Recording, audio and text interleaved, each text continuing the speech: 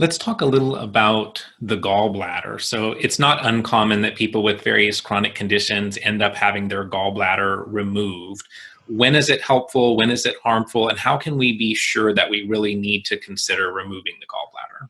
Yeah. Well, let me see if I can answer your question with my own gallbladder story. Not or unlike many of others. I had a fair amount of gut pain. No one really understood it. I had every GI symptom there was. So the doctors performed a HIDA scan and found my gallbladder wasn't working. My ejection fraction was pitiful, 8%. So they wanted me to remove my gallbladder. And I think that's not uncommon, right? I was trying to think it through, and I asked if the gallbladder was maybe filled with gallstones, and said, no, no stones. Okay.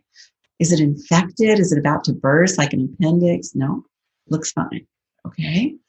Is the opening maybe stuck closed? No, they could see the opening. It was wide open, no problem. Okay, well, first, it didn't seem urgent. And second, I wanted some time to think it through. I told them it sounded neurological to me. It sounded like the gland was just sitting there happily, waiting to get a signal.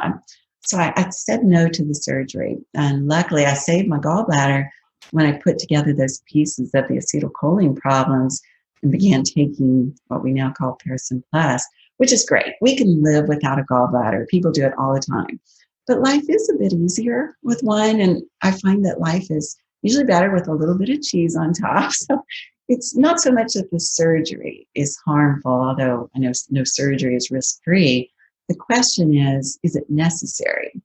So I would say if your gallbladder isn't working well and you don't have some urgent need for it, like gallstones, you can pause, maybe with your doctor's okay, and consider if your problem could be neurological.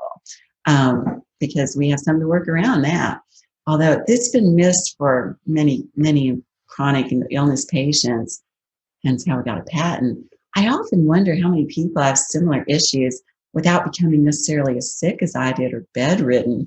And even in the normal population, how many people blame brain fog, constipation, fatigue, gallbladder problems, well, I'm getting older, or I'm under a lot of stress. So I'm a big believer in being proactive.